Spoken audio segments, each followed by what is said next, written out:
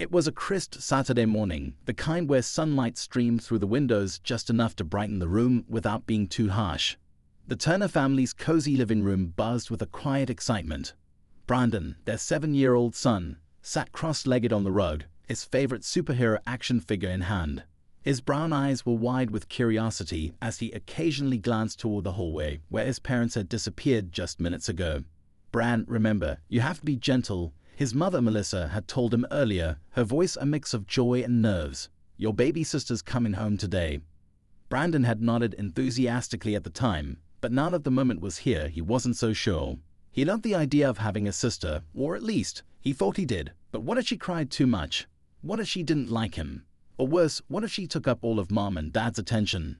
These thoughts swirled in his head as he fidgeted with his toy. Just then, the soft sound of footsteps came from the hallway. His dad, Greg, appeared first, his smile wide and proud. In his arms was a bundle wrapped in a pink blanket, so small it was hard to believe it could be a person. Behind him, Melissa followed, her face glowing despite the obvious exhaustion from the past few days. "All right, big guy," Greg said, lowering himself onto the couch with careful precision. "Are you ready to meet your little sister?" Brandon scrambled to his feet, his heart racing. He stood just a few feet away, his gaze fixed on the tiny face peeking out from the blanket.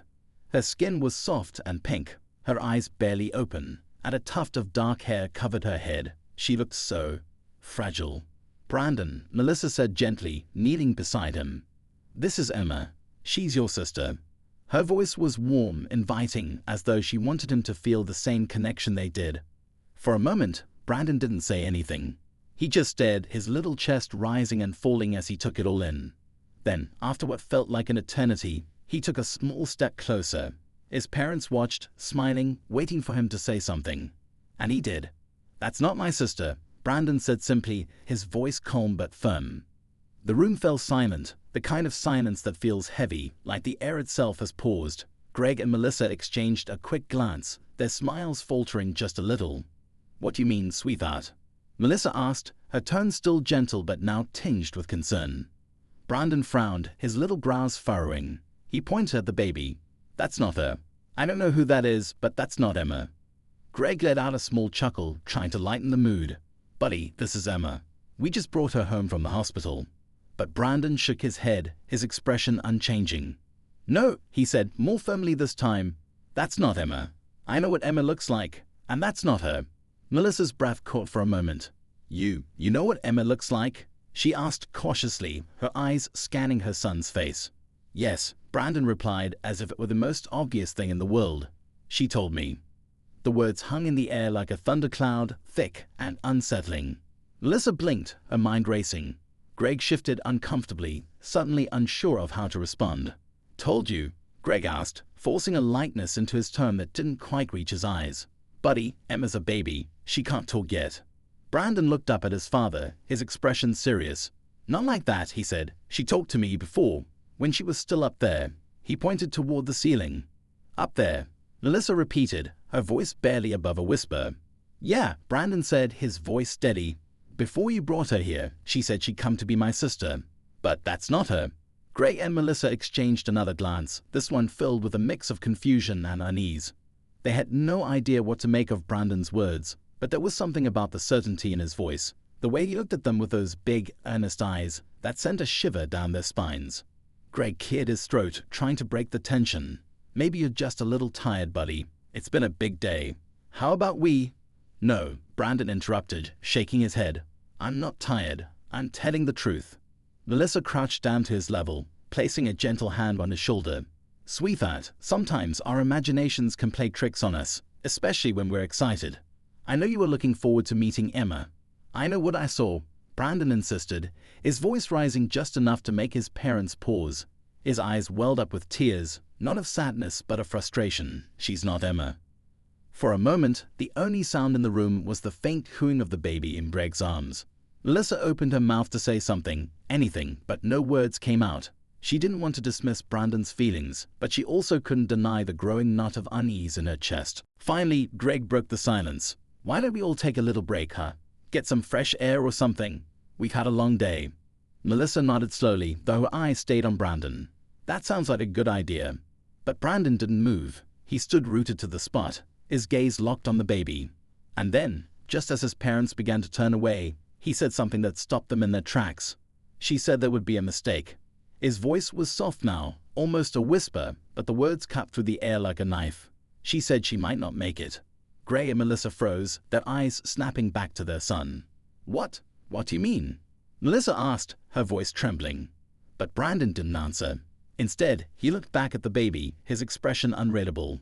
And for the first time since the Turner family had stepped into their home that day, the warm glow of excitement was replaced by something colder, something that neither of them could quite name. As the silence stretched on, Melissa's grip on Greg's arm tightened. She didn't know why, but she suddenly felt like everything they thought they knew was about to change, and not in a way they were ready for. The room seemed to shrink under the weight of Brandon's words. Melissa and Greg stood frozen, their minds grasping for explanations that didn't seem to fit. The baby let out a small whimper, breaking the silence, and Greg instinctively rocked her in his arms. But even that didn't ease the strange tension that had settled in. Melissa knelt back down to Brandon's level, her voice soft but steady. "Sweetheart," she said carefully. "What do you mean she said there would be a mistake? Who told you that?" Brandon didn't look at her. His eyes were still locked on the baby, his little mouth set in a determined line. He didn't answer right away, as if he were deciding how much to say. Finally he spoke, his voice so low that Melissa had to lean closer to hear. "Emma," he said. "The real Emma. She told me before she came." Melissa felt a shiver creep up her spine. "Before she came? Honey, when did she tell you this?" "When I was sleeping," Brandon said, finally looking at her. His eyes were wide and serious, far too serious for a 7-year-old. "She came to me in a dream. But it wasn't just a dream. It was real. I know it was." Greg cleared his throat from the couch, his voice strained. "Brandon, dreams can feel very real sometimes, but that doesn't mean—" "It wasn't a dream." Brandon interrupted, his small hands balling into fists. "She was real. She told me she was coming to be my sister. She said she'd be small, and that I'd have to protect her. But then she said she might not make it, that something could go wrong." Melissa's stomach churned at the words.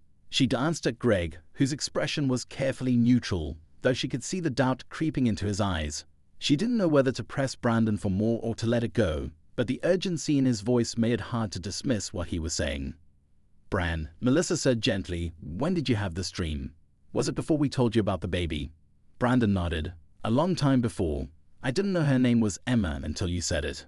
But I knew it was her. I just knew." Greg let out a long breath, running a hand through his hair. "Okay, buddy," he said, trying to keep his tone light. "Let's say you did talk to Emma in your dream. How do you know this isn't her? She looks like a baby, right? Just like we said she would." Brandon hesitated for a moment, then shook his head. "It's not her," he said quietly. "I can feel it. She's not Emma." Melissa's heart ached at the conviction in his voice. She wanted to comfort him, to tell him everything was fine, but the truth was she didn't know what to say. His words weren't just the ramblings of an over-imaginative child. There was something deeper, something unsettling about the way he spoke. Before she could say anything else, Greg stood up, cradling the baby in one arm. "All right," he said, forcing a smile. "Why don't we all take a breather? Melissa, why don't you sit with Brandon while I get Emma settled in her crib? We can talk more later." Melissa nodded, though her eyes stayed on Brandon. "Okay," she said softly. "Come on, Bran. Let's sit down and talk." Greg disappeared down the hallway, the soft coos of the baby fading as he entered the nursery. Melissa led Brandon to the couch, sitting beside him and wrapping an arm around his shoulders. He leaned into her, his small body warm against hers. "Sweetheart," she began, choosing her words carefully. "I know this is a lot to take in. A new baby can feel like a big change, and sometimes our feelings can get mixed up." Brandon shook his head, his voice muffled against her. "It's not that, Mom. I'm happy she's here. I was waiting for her. But she's not Emma. She's someone else." Melissa's throat tightened. "What do you mean, someone else?" "I don't know," Brandon admitted. He sat up, his face earnest and a little scared. "But I can feel it. It's like when you lose something and you know it's not where it's supposed to be. That's how it feels. Like something's wrong." Melissa couldn't deny the pang of unease his words stirred in her. She wanted to reassure him, to tell him everything was fine, but part of her hesitated. She danced toward the hallway where Greg had disappeared with the baby, and a strange thought crossed her mind. What if Brandon's right? Shaking the thought away, she gave her son a reassuring smile. "Maybe you're just feeling nervous, Bran. It's okay to feel that way. But I promise, she's your sister. We'll all get to know her together. Brandon didn't look convinced, but he nodded reluctantly. Okay, he said softly, though his eyes still held a shadow of doubt. Later that evening, after Brandon had gone to bed, Melissa and Greg sat together in the living room. The baby monitor rested on the coffee table, emitting soft static punctuated by the occasional sound of Emma stirring in her crib. I don't know what to think, Melissa admitted, her voice low. He's never acted like this before. He's usually so excited about things. Greg rubbed his temples, his expression weary. It's probably just nerves. He's 7, Mel. His imagination is running wild. He's adjusting to having a new sibling. I know, Melissa said, her fingers fidgeting with the hem of her sweater. But the way he said it, it didn't sound like imagination. He really believes it. Greg sighed, leaning back against the couch. Even if he does, it doesn't mean there's anything to it. Kids process things differently. He'll come around once he spends more time with her. Melissa nodded, though a part of her wasn't so sure. She couldn't shake the look in Brandon's eyes, the way he had spoken with such certainty. It was more than just a child's whim. It felt deeper, more real. The soft static of the baby monitor suddenly gave way to a faint, high-pitched whimper. Greg sat up, his expression softening. She's probably hungry. I'll get her. Melissa reached out, stopping him. No, let me. You've been up and down all day. Greg hesitated, then nodded. All right, I'll check on Brandon, make sure he's settled. Melissa rose from the couch and made her way down the hallway to the nursery. The soft glow of the nightlight bathed the room in a warm, golden hue. Emma lay in her crib, her tiny hands curled into fists as she let out another soft cry. Hey there, little one, Melissa murmured, scooping her up gently. Emma's cries quieted almost instantly, her dark eyes fluttering open to meet Melissa's. For a moment, all the tension melted away, replaced by a rush of love that filled her chest. But then, as she rocked Emma in her arms, a strange thought crept into her mind. Brandon's words echoed back to her. She's not Emma. Melissa shook her head, dismissing the thought. You're just tired, she whispered to herself. Everything's fine. But as she stood there, swaying gently in the dim light, she couldn't ignore the faint, nagging feeling at the back of her mind. Something about the day, about Brandon's reaction, didn't sit right. And though she tried to push it away, the feeling lingered, quiet and insistent, like a shadow she couldn't quite shake. The next morning, the Turner household was quiet, but not in the usual peaceful way. It was the kind of quiet that felt heavy, like everyone was trying too hard not to disturb something unspoken. Greg sat at the kitchen table, scrolling through his phone, though he wasn't reading anything. Melissa stood by the sink, rinsing out a coffee mug that was already clean, her mind elsewhere. Brandon hadn't come down yet, which was unusual. He was usually the first one awake, bounding into the kitchen asking for cereal. When Brandon finally appeared, his hair sticking up in all directions, and his Spider-Man pajamas slightly wrinkled, he didn't look like his usual self. He didn't even glance at the cartoons playing softly on living room TV. Instead, he climbed onto a chair at the table and stared at the wood grain, silent and withdrawn. Morning, bud, Greg said, trying to inject some cheerfulness into the room. You sleep okay? Brandon shrugged, not looking up. Melissa dried her hands on a towel and sat beside him. Did you have any more dreams? She asked gently. For a moment, Brandon didn't respond. Then he nodded, his eyes still fixed on the table. She came back, he said quietly. Melissa's heart skipped a beat. Emma? She asked, her voice soft. The real Emma. Brandon nodded again, his little hands clasped tightly in his lap. She said she's okay, but she can't come here now. She said something else came instead. Greg exchanged a look with Melissa, his expression a mixture of confusion and concern. Buddy, he said, leaning forward, what do you mean, something else? Like what? I don't know, Brandon said, his voice trembling slightly. She didn't say. She just told me to be careful. She said it's not safe. Melissa reached out, placing a hand on Brandon's shoulder. Sweetheart, we're all safe here. I promise. Nothing bad is going to happen. Brandon looked up at her then, his brown eyes filled with a seriousness that made her chest tighten. You don't understand, Mom. She's not a baby. She's something else. The words hung in the air, pulling the room into a strange, uneasy stillness. Melissa and Greg exchanged another glance, this one more worried than the last. They didn't know how to respond, and the weight of Brandon's words seemed to grow heavier by the second. Why don't we take a little walk today? Melissa suggested after a moment, her tone deliberately light. It's sunny out. We can go to the park and get some fresh air. How does that sound? Brandon hesitated, then nodded slowly. Okay, he said, though his voice lacked the usual excitement he had for outings. Later that morning, the three of them strolled through the park while Emma napped in her stroller. The crisp autumn air was refreshing, but it did little to lift the lingering tension. Brandon walked between his parents, his hands tucked into his jacket pockets. He seemed distracted, his gaze flitting from the trees to the other families enjoying the day. As they reached a quiet corner of the park, Brandon stopped abruptly, staring at a nearby tree. Melissa and Greg followed his gaze but saw nothing out of the ordinary. It was just an old oak tree, its branches stretching high into the sky. "What is it, Bran?" Greg asked, his voice cautious. Brandon didn't answer right away. He took a step closer to the tree, his eyes narrowing as if he were trying to see something that wasn't quite there. "She's watching," he said finally, his voice barely above a whisper. "Who's watching?" Melissa asked, her stomach tightening.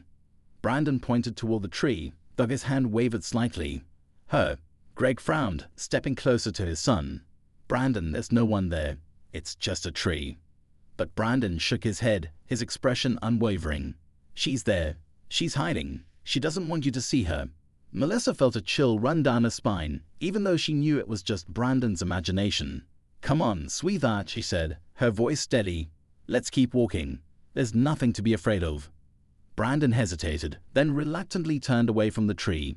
But as they continued their walk, Melissa couldn't shake the feeling that something was off.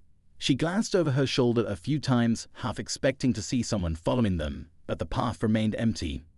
That night, after the kids were asleep, Melissa sat on the couch with Greg, a glass of wine in her hand. She hadn't touched it.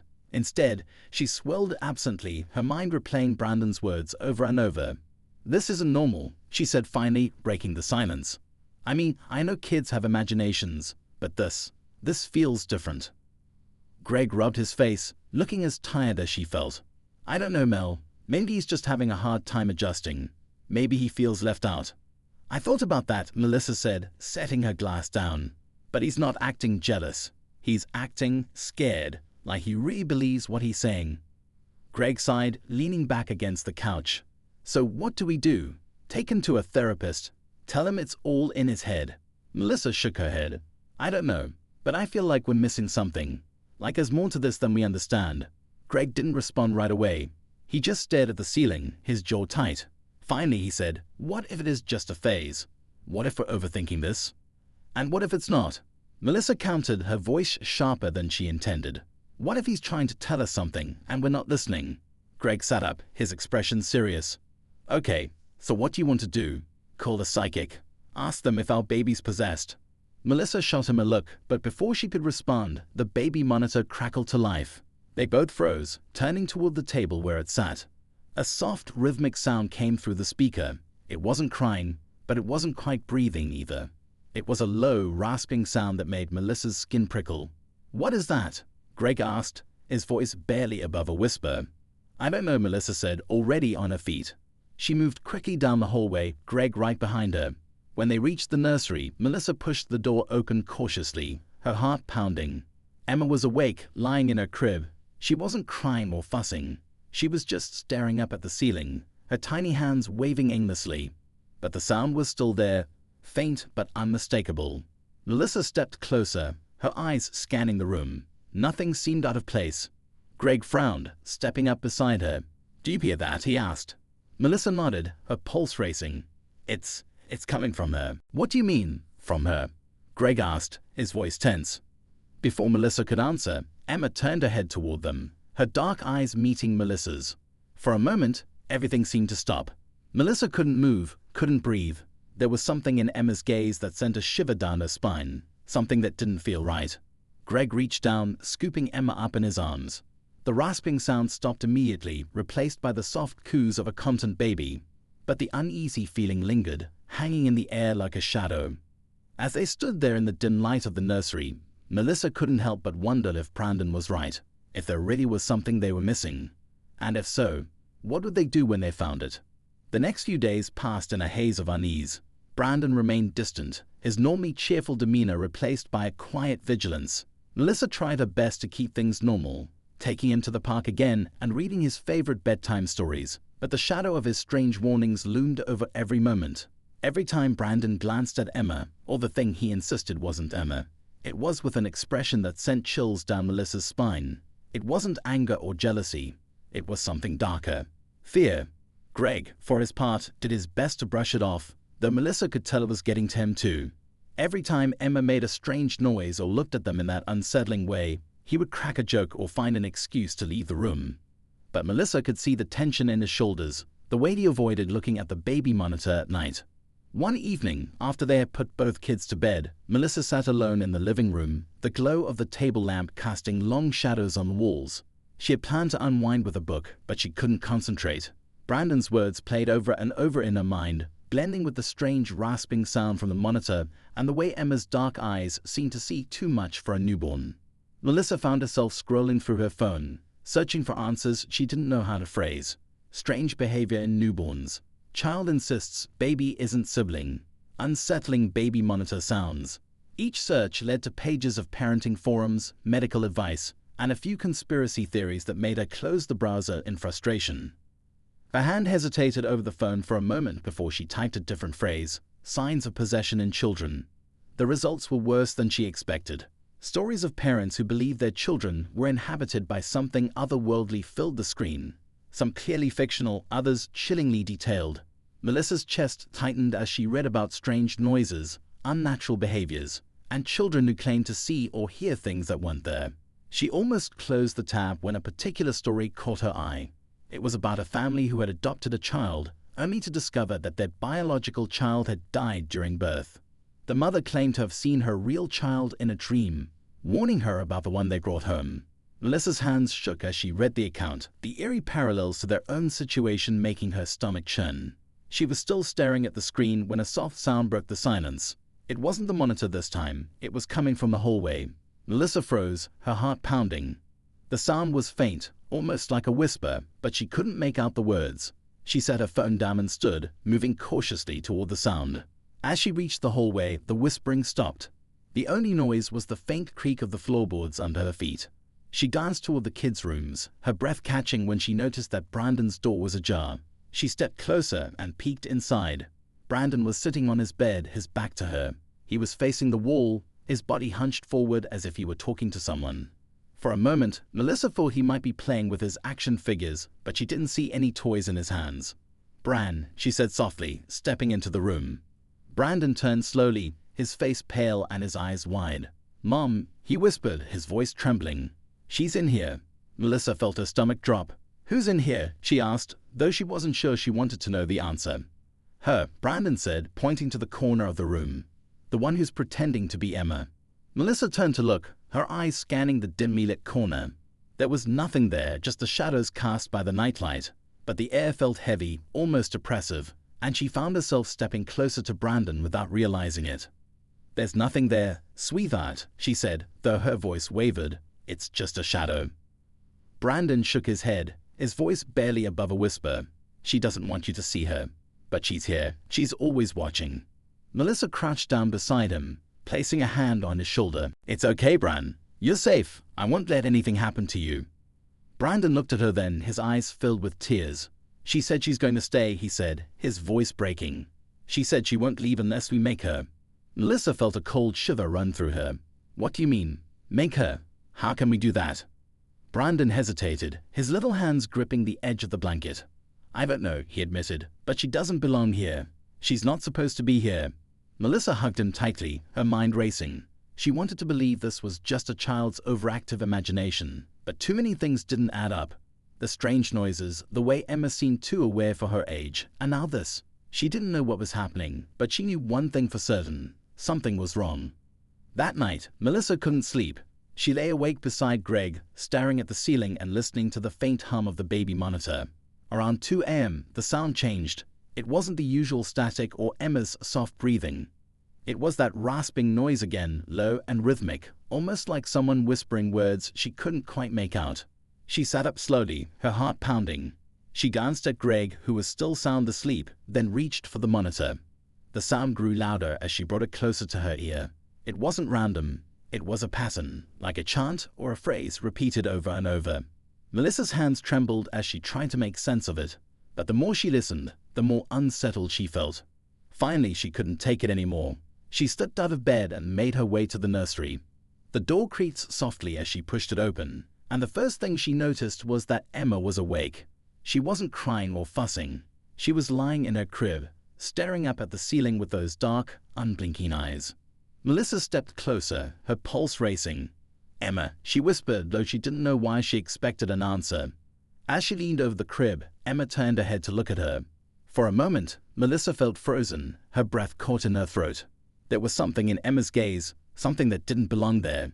It wasn't the innocent curiosity of a baby. It was something else, something older, something cold.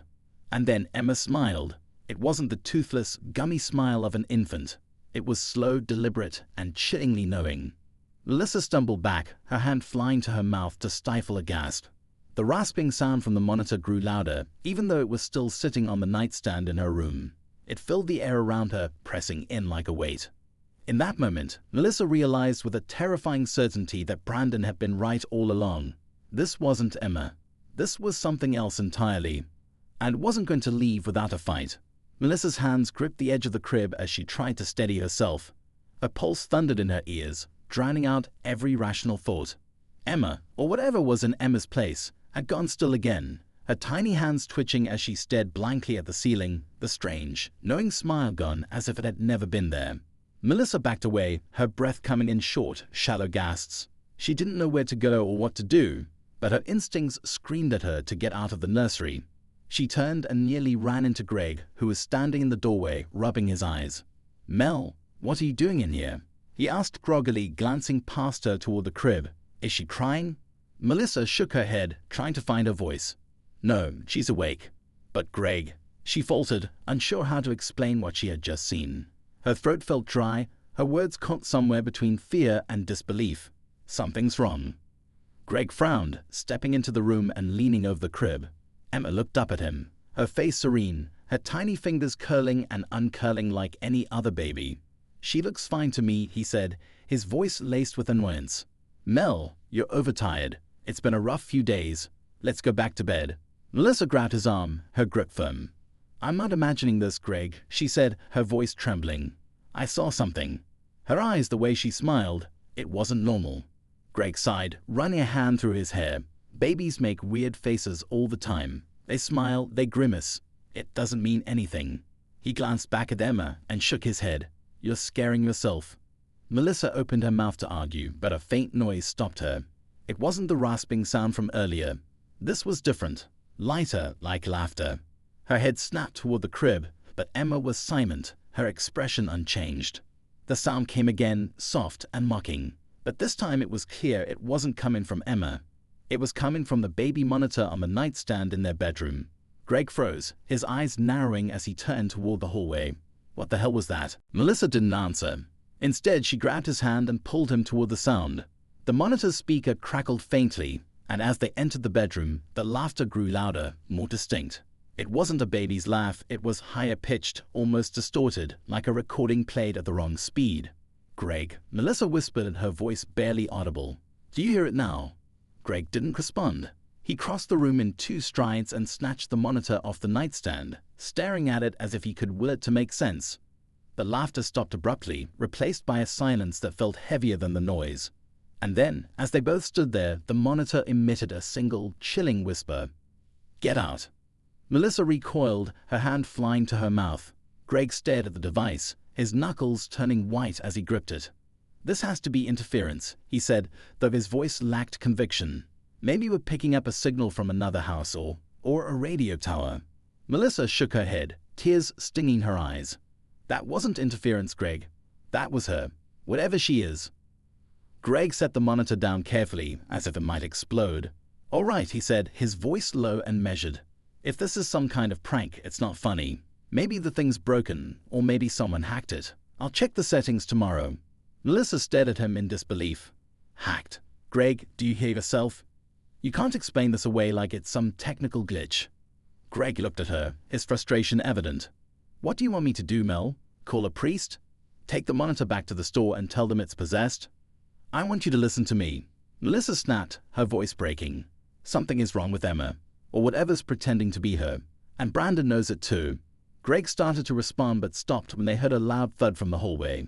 Both of them turned toward the sound, their bodies tense. Without a word, they moved toward the source, Melissa gripping Greg's arm as they stepped into the dimly lit corridor. Brandon's door was wide open, and the sight inside made Melissa's blood run cold. His bed was empty, the covers tossed aside as if he had left in a hurry. The curtains billowed slightly, even though the window was closed, and there, scrawled in jagged lines across the wall above his bed, were the words, "She's not your sister." Melissa's knees nearly gave out. "Brandon," she called, her voice shaking. She turned to Greg, panic flooding her chest. "Where is he?" Greg's face was pale, his usual composure cracking. "He's probably hiding somewhere," he said, though his voice lacked its usual confidence. "Kids do that when they're scared." Melissa shook her head. "No, he wouldn't just lead like this. He's terrified of her." Greg scanned the room, his eyes landing on the closet. He crossed the room and pulled the door open, revealing nothing but a pile of clothes and a few scattered toys. "He's not in here." Melissa turned and bolted for the stairs, her heart racing as she called out Brandon's name. The house felt darker than usual, the shadows in the corners deeper and more menacing. She checked the kitchen, the living room, even the small laundry room off the side of the house, but there was no sign of him. Greg joined her downstairs, his expression grim. "He's not here," he said, his voice tight. "We need to call someone." Melissa opened her mouth to respond, but a faint noise stopped her. It was coming from the nursery. "No," she whispered, her hand gripping Greg's arm. "We already checked." But Greg was already moving, his jaws set as he marched up the stairs. Melissa followed reluctantly, her legs feeling like lead as they approached the nursery door. It was open just a crack, and a dim light spilled out into the hallway. Greg pushed the door open, and what they saw made both of them freeze. Emma was lying in her crib, just as they had left her. But standing next to the crib, his back to them, was Brandon. His small frame was unnaturally still, his hands resting on the edge of the crib as he leaned over his sister. "Bran," Greg said cautiously, stepping into the room. "What are you doing, buddy?" Brandon didn't move. For a moment, it was as if he hadn't heard them. Then slowly, he turned his head to look at them over his shoulder. His face was pale, his eyes wide and unblinking. "She said she won't leave," Brandon whispered, his voice flat and eerie. "She said she's staying." Melissa's chest tightened as she stepped closer, her hands trembling. "Brandon, come here, sweetheart, please." Brandon's gaze shifted back to the crib, his small hands gripping the edge tighter. "I tried to make her go," he said, his voice trembling. "But she's too strong." Greg took another step forward, his movements slow and deliberate. "It's okay, Bran. You're safe. We're here." But Brandon shook his head, his eyes filling with tears. "No, we're not," he said, his voice breaking. "None of us are." And then the light in the nursery flickered, casting the room into an unsettling half-darkness. Emma let out a soft coo, her tiny hands reaching toward Brandon as if she were beckoning him closer. The rasping noise returned, louder and more menacing than before, filling the room with a sound that seemed to come from everywhere and nowhere at once. Melissa's heart pounded as she grabbed Brandon, pulling him away from the crib. "We have to leave," she said, her voice shaking. "Greg, we can't stay here." Greg didn't argue. He grabbed the baby monitor from the nightstand and hurled it against the wall, the plastic shattering on impact. The rasping noise cut off abruptly, leaving behind a silence so heavy it felt oppressive. As they turned to leave the room, Emma's cooing turned into something else, a low, guttural sound that sent shivers down their spines. Melissa tightened her grip on Brandon, her mind racing with a single thought: whatever this is, it isn't over.